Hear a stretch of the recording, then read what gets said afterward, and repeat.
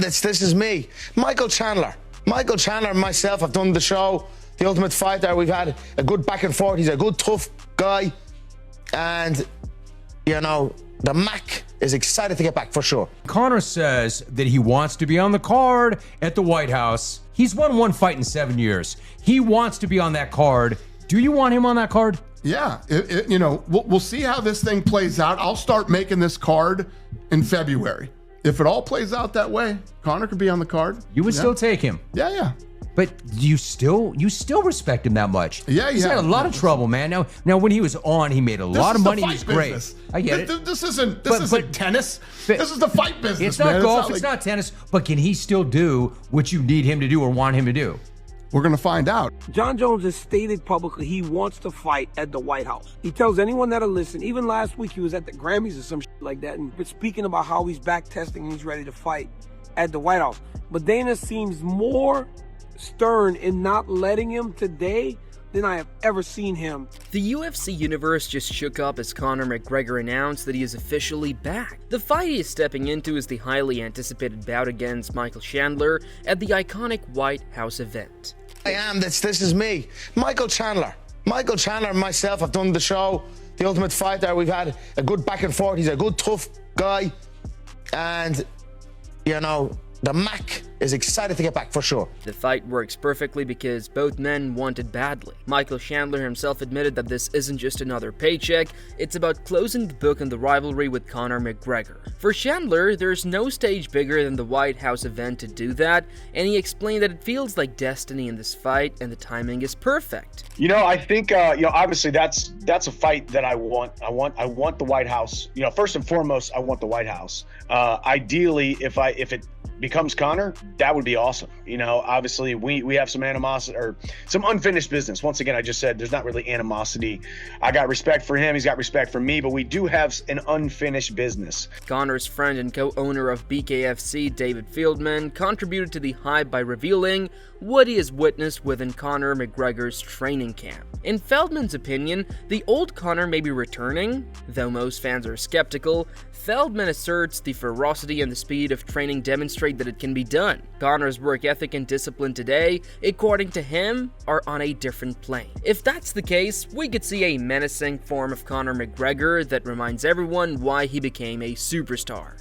I think that he's very serious about what he's doing with his comeback fight. He's gonna do that fight. I mean, unless something really crazy off the wall happens, this truly, really is the best Conor McGregor I've seen. Now, I haven't known him forever, but I've known him for 2 years, and this is the best Conor I've ever seen. Focused, training. You know, we had some conversations, me and Conor, and I just said, bro, I mean, you're the biggest legend that ever hit the fight game, really, almost. Just, you know, let's get back in there and train. And he's doing everything that I think a fighter should do at this point. He's got a long time to go before that July 4th card next year. So if he can maintain his focus, which I have no reason to believe he won't, and maintain his training and focus on everything, he's got a great shot at being the old Conor McGregor. Another video of Conor training was also uploaded, and fans responded dividedly. Some said McGregor appeared stiff and slower than usual, others said it was understandable since it's early camp. The truth is that training video never gives the full picture. Fighters try new moves, new cadence, and don't reveal everything, and no matter how stiff or razor-like he appears now, everyone's waiting to see the final product on fight night.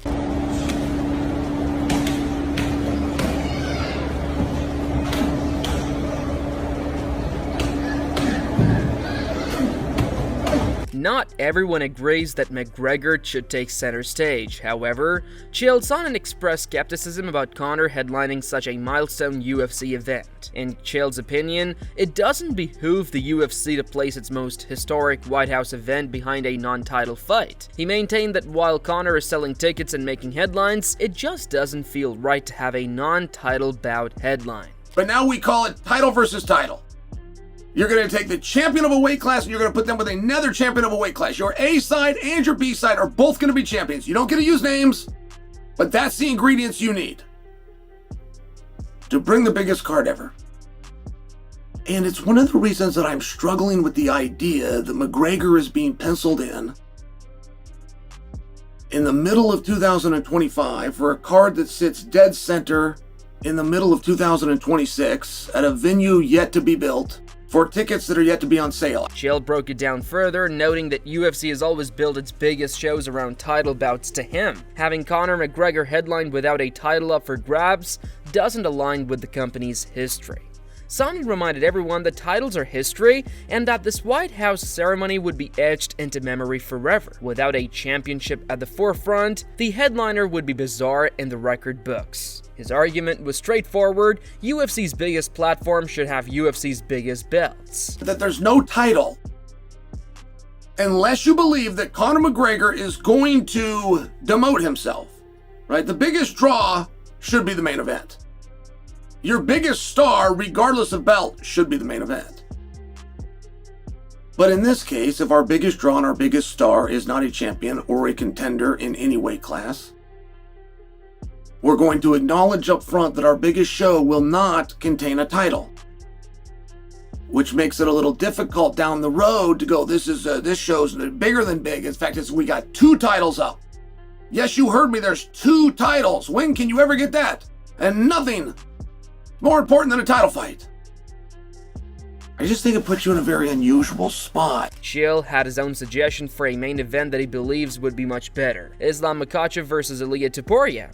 If Islam beats JDM, it would be a champion versus champion super bout, and if Islam gets defeated, it becomes a redemption bout with still high stakes. Sonnen stated that bouts like these create legacies and are better suited for a historic evening. So it's the sort of bout that makes sense for a show designed to represent UFC's worldwide hegemony. Ilia Topuria is still the champion of the world in June of next year. It's very realistic, not to mention that card gets put together in February. He's only got to be the champion by February to be on the White House card. Islam Makhachev is not going to have more than 1 fight between now and February. In fact, the date is booked and it's Jack Del Maddalena. So if Islam was to win and Topuria is to win, they would both be champions and available come February when we start matching a card that's in June. So I'm asking you, you keep telling me what a big fight it is. You keep telling me what a huge fight Ilia versus Islam is. So does an Ilia versus Islam, champ versus champ, trump Conor McGregor versus somebody that can fog a mirror? Another suggestion Chael made was Tom Aspinall versus Jon Jones. In his view, since the event is being hosted at the White House, it would simply be appropriate to have an American fighter represent them. Jon Jones, one of the all-time greats from America, is the ideal choice. Sonnen thinks that if Jones were to compete in the main event, it would bring prestige and symbolism. To boot, with Jones winning amidst such a backdrop would be a legendary moment. If Jon Jones pops out of nowhere and he says, listen, I don't care what happens with Tom. I don't care. I just want to guarantee that whether it goes my way or it doesn't go my way, I get a rematch. Well, John, what is it you're suggesting? I'm suggesting Tom and I fight in February. I want to fight Tom Aspinall in February at a location of your choosing. I want the rematch to be on the White House lawn. Whether I stomp this guy out or this guy gets the jump on me, we rematch at the White House. Does that fight? Does John versus Tom, not just part 1, part 2, which adds to it.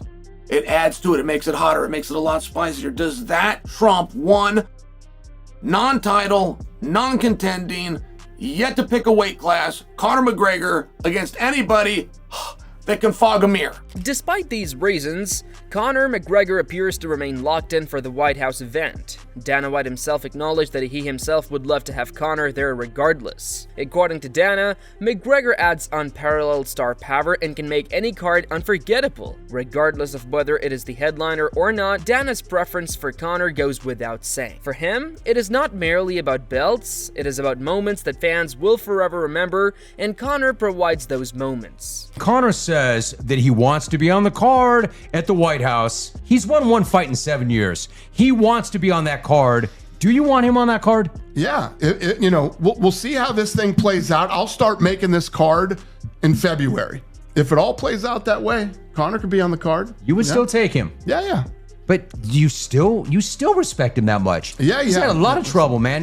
Now when he was on, he made a lot of money. He was great. Business. I get it. This isn't tennis. This is the fight business. It's not golf. It's not tennis. But can he still do what you need him to do or want him to do? We're going to find out. So why does Dana favor McGregor so much? In his opinion, Conor has always been there for him when he needed him. Dana was praising McGregor's loyalty and work ethic, stating that Conor never stopped when the UFC needed him most. That is why he feels an overwhelming sense of duty to repay the favor now, and McGregor isn't just another fighter in Dana's eyes. He's someone who has helped bring the UFC to heights it never hit previously. That connection goes deep. You know, people talk about Conor. I'm telling you, I've been in the fucking trenches with Conor. Conor is a guy that has fought injured. Conor is a guy that a fighter has fallen out and we slid in a stylistically bad matchup for him. He doesn't care. He literally will fight anybody. But does he care enough to actually make a fight right now?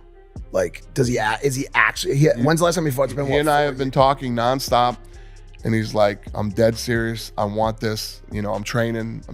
I'm back in the pool. I'm doing all the shit. So we'll see. As we still got a long way to go. We still got a long way to go till February, till we start making this card. So we'll see how it plays out. Dana went a step further by discussing how wonderful McGregor has been to work with over the years. In spite of all the drama, he says Conor has always conducted business like a professional and came through when lights were brightest. For Dana, that's what sets Conor apart from the rest. No matter what they claim, McGregor has been a steady asset, and Dana is sure that this inclusion in the White House card will reap big rewards. He's a smart dude, and you know, he's actually been one of the easiest guys to deal with. Really? Honestly. Yeah. Listen, Conor McGregor would be perfect if he showed up everywhere on time. I mean, if he did that, he'd literally be the perfect guy to work doesn't give a Yeah, it's just, you know, it's all part of his thing. You know what I mean? Yeah.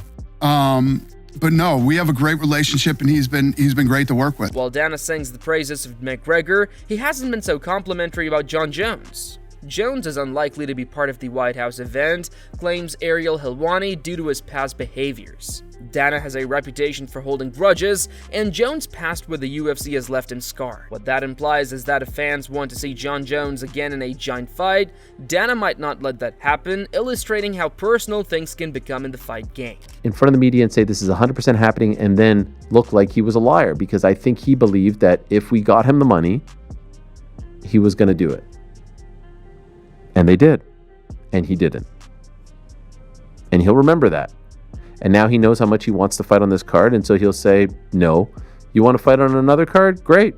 Let's get a $25 million gate at the T-Mobile Arena. My big question is, do we think that this is going to be the International Fight Week event, or are they going to do this event and also an International Fight Week event? I wonder.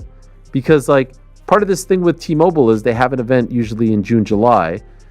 They've said 5,000 people is going to be at this event, or are going to be at this event. They will be missing out on a lot of business if they don't do a Vegas. Daniel Cormier reaffirmed Ariel's opinion, confirming that Dana does hold grudges. But DC does not agree with Dana's position on this one. Cormier feels that keeping Jon Jones away from the White House event is a mistake. In his opinion, Jones, for all that he has been through, is America's best representative on the international stage. In Cormier's view, a card like this should be about what's ideal for the people and for the nation, not about Dana's emotions. Jon Jones has stated publicly he wants to fight at the White House. He tells anyone that'll listen, even last week he was at the Grammys or some shit like that, and speaking about how he's back testing and he's ready to fight at the White House. But Dana seems more stern in not letting him today than I have ever seen him. Cormier took it a step further, contending that Jones fighting at the White House would be advantageous for the UFC and America in general. He even stated that if a Tom Aspinall versus Jon Jones fight was scheduled, Jones would walk over it. For DC, Jones' experience and skill set are on a different level than Aspinall. He thinks the result wouldn't even be close, and Jones would beat Tom handily in a fight that would top the headlines of history. To him, this is truly the main event. Probably beat him right now, because guess what? Tom has never been pushed into those championship rounds. But if Tom gets to those once he gets to those championship rounds, even now, say Cyril Gane pushes him 25 minutes. And if he beats Cyril Gane, but he learns to go 25 minutes where that first time you feel that, I gotta get up off that stool after the third round. Yo, Tom hasn't gotten off the stool for a third round. You needed to fight Tom now, when he doesn't have that experience, especially as Jon Jones. Tom Aspinall himself doesn't even desire that fight. The interim heavyweight champion believes that Jon Jones wasted his time and avoided him during his peak years, and most fans actually concur with Aspinall, indicating that Jones must be punished for dodging the fight in the first place. Tom doesn't wish to provide Jones with the payday or the attention now, and to Aspinall, it's a matter of respect. And if Jones did not respect him previously, then why should he risk fighting him now? Jon versus Tom would be the biggest fight ever at the White House, and even Dana has talked about it, that would be the wish list. Is that something that you even think about or use as that could be a goal, or because of the past year, you won't allow yourself to even get too worked up over that? Do you want me to be honest? It has spent 0 seconds in my mind. That's it. I'm not interested, mate. Not interested. And the world shouldn't be interested either, because what's the point? It's false hope. It'd be a cool experience, but I'm not I feel like the Americans should get the shot in the White House. I don't do anything there apart from pay taxes and fight there. So really all of that stuff just is irrelevant to me, to be honest with you. The drama, the storylines, and the fights are bigger than life already, so who do you want to give the White House spotlight to? Conor, Islam, Ilia, or even Jones? Let me know in the comments, and don't forget to like, share, and subscribe.